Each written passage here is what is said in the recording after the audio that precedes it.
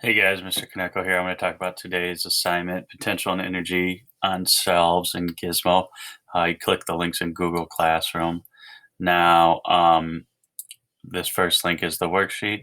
Remember, when you have that, there's will be a purple bar here. You always open it with Cami. Okay. The next thing you need to open is the Gizmo. Now, when you go to the Gizmo and you click the link, remember that you're going to get a 5-minute countdown timer. To get rid of that timer, you have to click this login and enroll button, log in, and that timer will go away. All right, so we look at our lab here. Remember, you have these writing tools on the side you can use to write, or the text box. All the answers for these Camis should be just typed into the orange boxes. So I would probably use the text box here.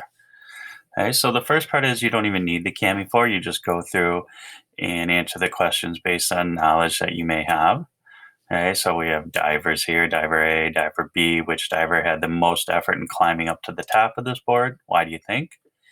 Okay, which diver do you think is going to make the biggest splash when they jump into the water here? All right, and then we have the gizmo part of the warm-up. Okay, it takes energy to climb up the top of a diving board, and of course, a diver that leaps off the board makes a big splash in the water and has a lot of energy. But how much energy does a diver have when he's standing on top of the diving board? Okay, so using the potential energy on the shelves gizmo, you would discover how gravity gives objects potential energy because of their position on the floor. So once you've gone through that, you can get ready to start activity A. So to set up activity A, you have to select the bar chart tab and turn on show numeric values. Okay, so when you go over here, okay, so we have our simulation. We have different things like a ball, a paper clip, and a ball of paper. So you can put those on different shelves. Okay, and we have the description. All right, we have the table, and we have the bar chart. Okay, and this bar chart shows us how much potential energy is in each object. Okay, so we have shelves at different meters. Notice that this one's 1 meter, 2 meters, 3 meters, 4 meters, and 5 meters. All right, so when you go back here, we selected bar chart, and we have to turn on show numeric values. So show numeric values is this box right here. You just click it and it check marks there. Notice numbers pop up here. All right, so when you start, because gravity pulls objects down to Earth, objects lift above the Earth's surface have a type of potential energy called gravitational potential energy, or GPE.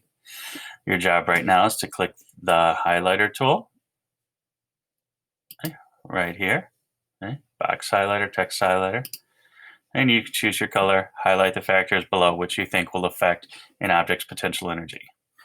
Okay, so now you have to drag the ball to the 1 meter shelf. Okay, so over here, take the ball, put it on the 1 meter shelf.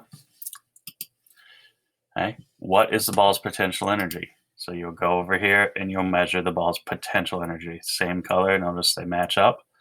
Okay, this one is 98 hundredths of a joule. Okay, do not forget your label when you type it in there. Okay, then you got to go through and move the ball to the 2 meter shelf and measure its potential energy. And then you got to do the same thing for the 3 meter and 4 meter shelf on potential energy. After that, you can click the dash on the control bar to zoom out. Okay, so this right here. Okay, zoom out, and it looks like we have some more things there. All right, and then you can go through and answer the questions as you read them. Go back and forth between the gizmo. Hey, please let me know if you have any questions. Thank you very much.